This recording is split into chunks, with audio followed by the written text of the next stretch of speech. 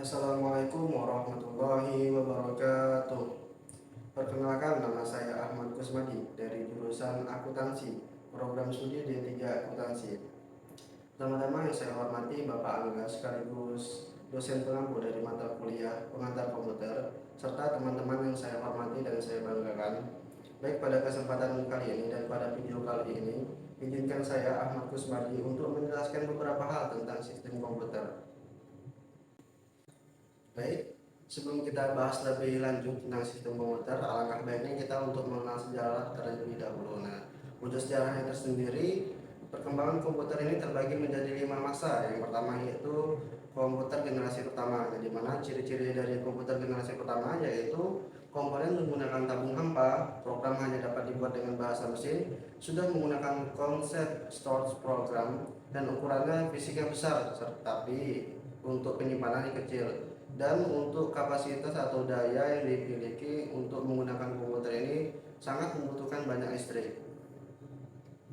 Kemudian kita memasuki ke fase yang kedua atau komputer generasi yang kedua.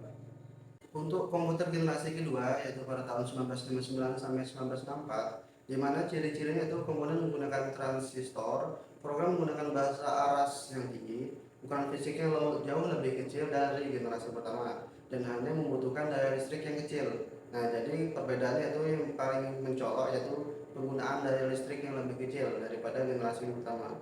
Kemudian sudah menggunakan memori sekunder seperti magnetic tape yang berbentuk seperti removable disk. Nah, kemudian untuk kecepatannya sendiri, operasi mendekati jutaan operasi per detik, jadi lebih berkembang daripada komputer generasi pertama.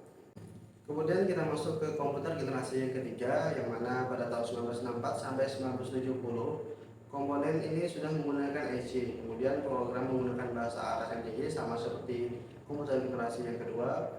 Ukuran fisiknya jauh lebih kecil daripada generasi kedua dan membutuhkan daya listrik yang lebih hemat dibandingkan dengan generasi pertama dan generasi keduanya.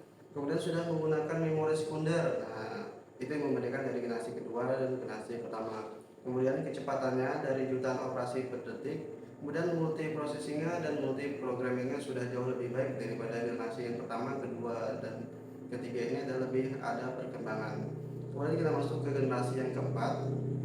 Untuk generasi yang keempat pada tahun 1970 sampai 1982, komponennya masih menggunakan RISC-IC, programnya menggunakan bahasa aras yang tinggi masih sama. Kemudian ukuran fisiknya bervariasi menyesuaikan dengan kapasitas data dan keperluan yang lainnya. Kemudian sudah menggunakan memori sekunder yang berkapasitas besar dan bersifat random access. Nah, jadi untuk RAM-nya atau memori sendiri sudah menggunakan berkapasitas besar, jadi bisa digunakan untuk banyak hal. Kemudian untuk kecepatan menggunakan programnya lebih baik atau lebih tinggi atau lebih cepat dibandingkan dengan komputer yang sebelumnya. Kemudian kemampuan komunikasi data antar komputer sudah juga semakin bagus atau semakin lebih baik daripada komputer generasi sebelumnya. Kemudian harganya juga semakin murah nih dibandingkan dengan generasi yang sebelumnya, generasi 3, 2, dan 1. Kemudian kita masuk ke generasi yang kelima. Untuk generasi yang kelima yaitu pada tahun 1982 sampai sekarang, yaitu ciri-cirinya kecepatannya operasi bukan isu utama lagi. Kita ketahui bahwa komputer zaman sekarang itu sudah luar biasa dengan spek-spek yang tinggi yang di luar dari generasi-generasi sebelumnya.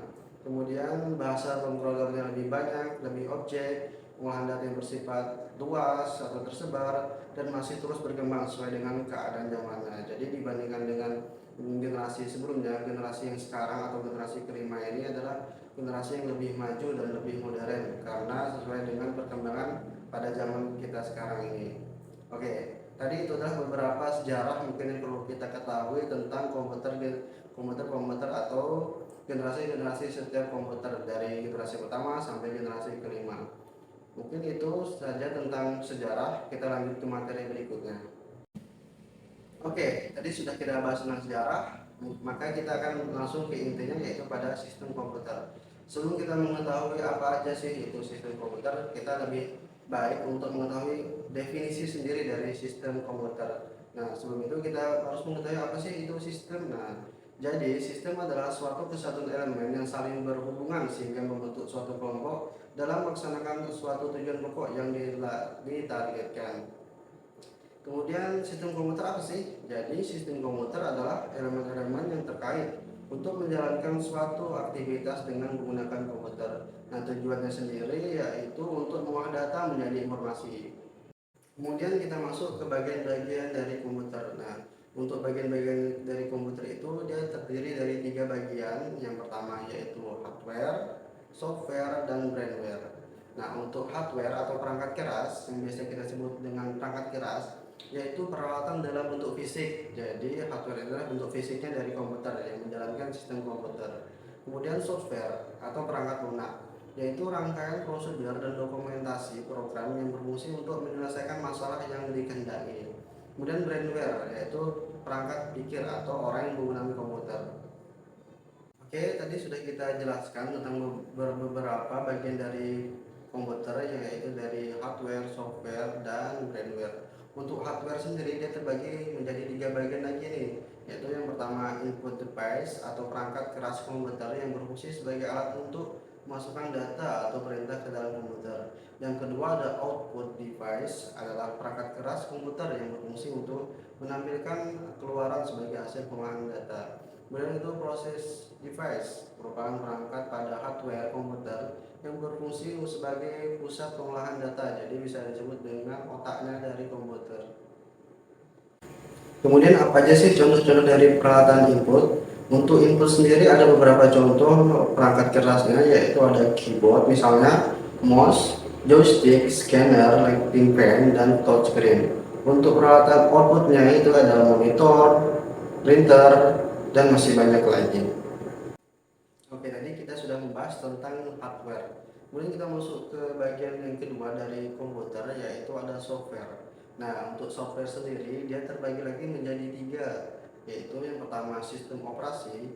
Nah, untuk sistem operasi ini yaitu perangkat lunak yang dihubungkan dengan pelaksanaan program dan koordinasi dari aktivitas sistem komputer. Kemudian yang kedua yaitu bahasa pemrograman. Nah, jadi bahasa pemrograman ini adalah bahasa komputer yang digunakan untuk menulis instruksi program untuk melakukan suatu pekerjaan yang dilakukan oleh programmer. Kemudian program paket atau program komputer yang siap digunakan atau disebut juga dengan program siap pakai.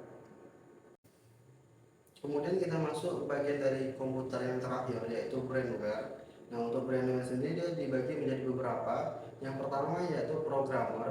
Programmer dapat dikatakan juga sebagai orang yang membuat dan bertugas untuk mengerjakan program yang memang diperlukan pada sistem komputer yang akan digunakan untuk mengolah data. Kemudian sistem analis merupakan orang yang memiliki tanggung jawab terhadap penelitian, perencanaan, pengkoordinasian, dan merekomendasikan pilihan software, hardware, dan sistem yang sesuai dengan kebutuhan penggunanya atau perorangan, organisasi, atau perusahaan. Kemudian yang ketiga yaitu administrator, merupakan orang yang tugasnya mengelola suatu sistem operasi dan juga beberapa program yang sedang berjalan pada sistem komputer. Yang terakhir bagian dari brainware yaitu operator, merupakan orang yang memanfaatkan sistem komputer yang telah ada atau dia hanya menggunakan aplikasi-aplikasi tertentu saja untuk mengolah data. Baik teman-teman, mungkin itu saja yang bisa saya jelaskan tentang sistem komputer. Mungkin apabila ada kesalahan dan pembawaan saya, baik itu dari materi, pengucapan saya, banyak kekeliruan, saya mohon maaf sebesar-besarnya. Yang salah dan khilaf itu datang dari diri saya pribadi dan yang kebenaran hanya dari Allah Subhanahu wa taala. Akhirul kalam, wassalamualaikum warahmatullahi wabarakatuh. Sampai jumpa di video selanjutnya. Bye bye.